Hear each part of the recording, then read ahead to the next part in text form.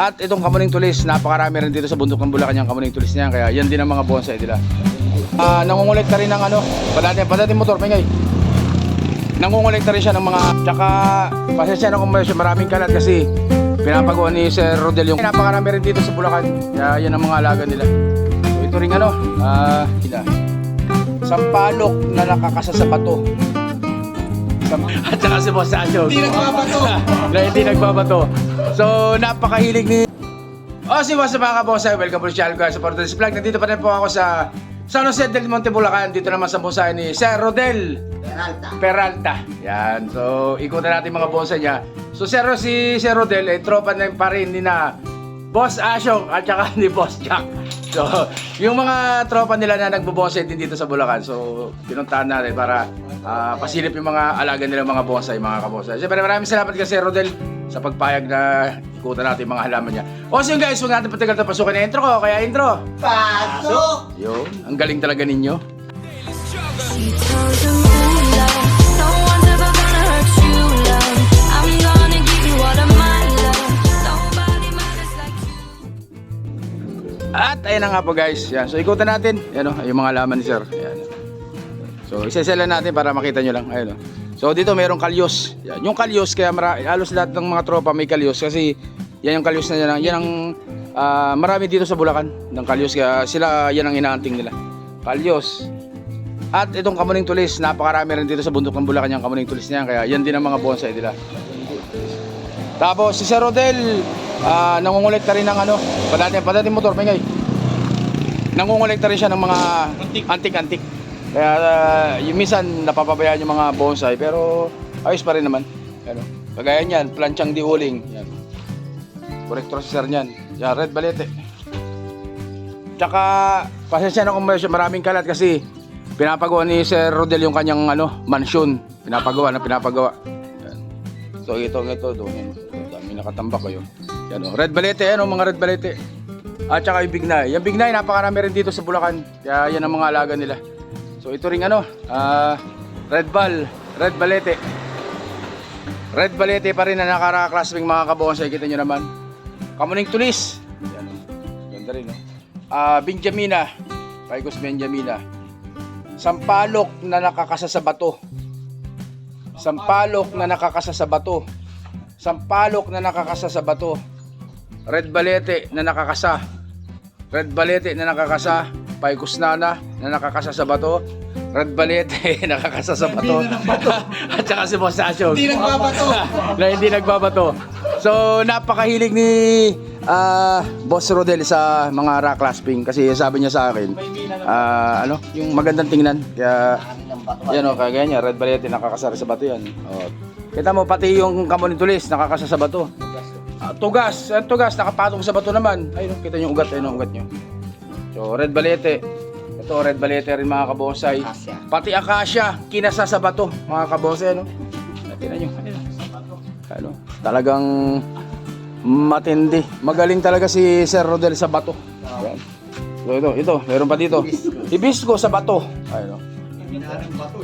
So, tapos may papakita ko sa mga kabonsai. Ayun. Ayun. Dun sa mga bata na pinanganak siguro ng mga 2000, hindi nila alam to.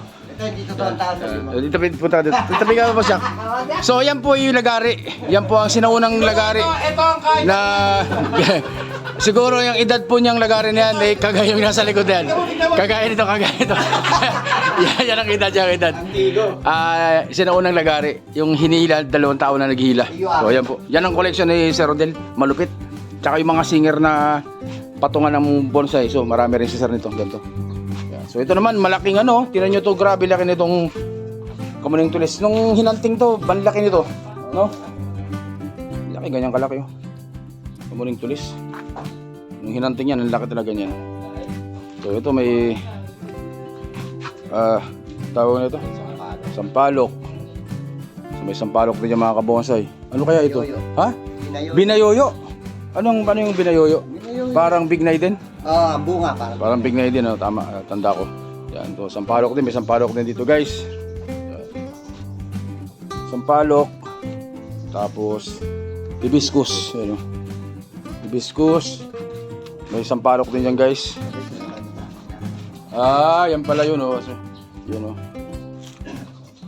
Red Balete, yan oh. Yung iba mga materialis pa lang guys. Red Balete, yan. So ito yun oh. Ito yung Big Nay ano. Big Nay Pugo pala ito. Oh. Nakakalahati lang yung katawan. Ganda. Oh, pero dati mataas yan. Sinetpack nila, binabahan nila. Texas. May Red Balete. Texas pa rin po. Kita ko may Red Balete na exposed roots. So, Red Balete exposed roots. Ugat lang talaga. Kalyos. Kalyos. Yan, sampalo kayo nasa baba na yan. Ito, Red Balete rin po. Ito naman, Red Balete rin. Tapos malalaking Red Balete yan mga yan. Yan. So yan yung mga alaga ni Sir Rodel Peralta ng San Jose del Monte, Bulacan. At lahat po yan ay for sale. Doon sa mga ano, baka may makursundahan kayo dito. Yan, screenshot nyo lang tapos send nyo sa OLTV Mix Vlog na Facebook. Yan, para malaman natin kung magkano yung presyo nila. Huwag po kayo mag-alala, murang-mura lang po yan. Mga bonsai ni Sir Rodel Peralta San Jose del Monte, Bulacan. Pero mandan dito. So may mga may mga pamporsel din na ano si Sir, pamporsel na tawag dito, limestone. Buta natin para makita niyo. So ayan guys. So yung mga limestone na yun, no? Malalaki oh. Mga 2 feet, 3 feet ang taas. So for pamporsel na yan nila. So ito pa, grabe, isang tambak na limestone no? Bakit nandito sa kabila. So ayan. Sa malapit dito sa San Jose del Monte, Bulacan, baka may tropa tayo na naghanap ng limestone. So meron dito si Sir Rodel. Mag-PM lang kayo sa akin para ma-chat natin siya pag kursunada ninyo. Ang dami. Ito malalaki oh. Ito malalaki. So limestone po, limestone mga kabonsai. Ay! Guys.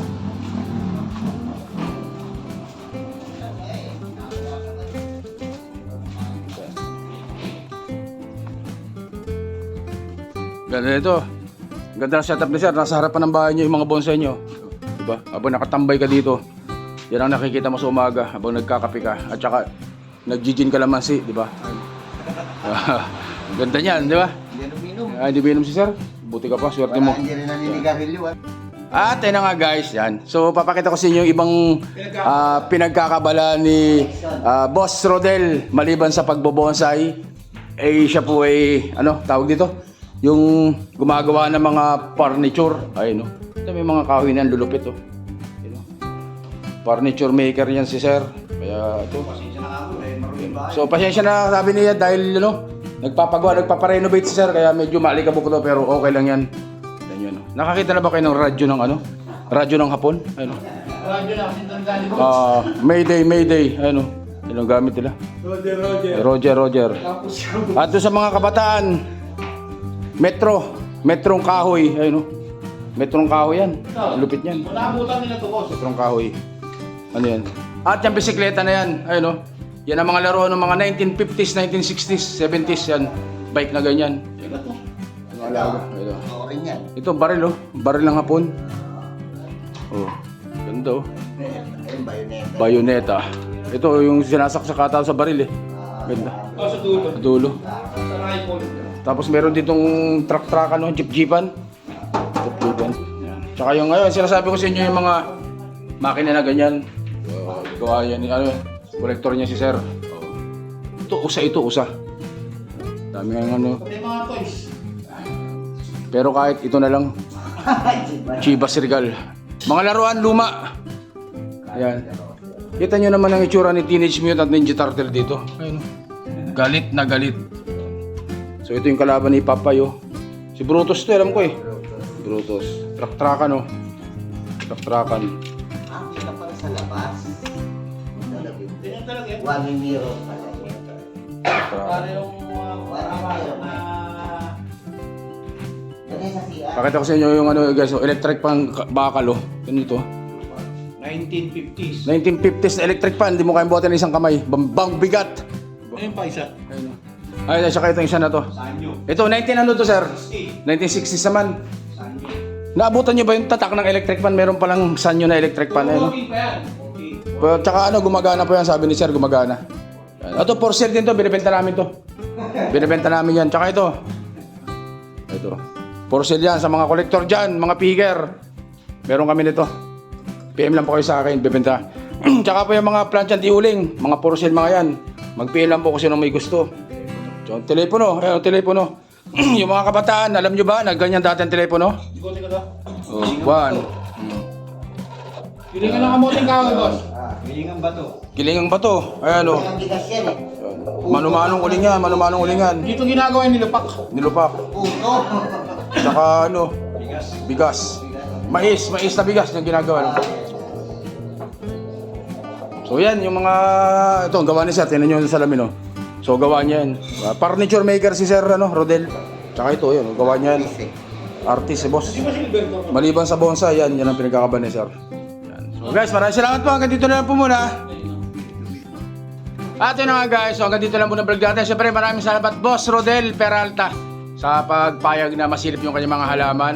At maraming salamat kay Boss Asyong, kay Boss Jack, at kay Boss Kyrie Irving sa pagsama sa akin dito sa garden visit sa mga tropa nila dito sa San Jose del Monte, Bulacan. Also yung guys, hanggang dito lang po muna. Maraming salamat po sa inyo lahat. Stay safe at syempre God bless us all po mga kabonsay. Maraming salamat po. Thank you.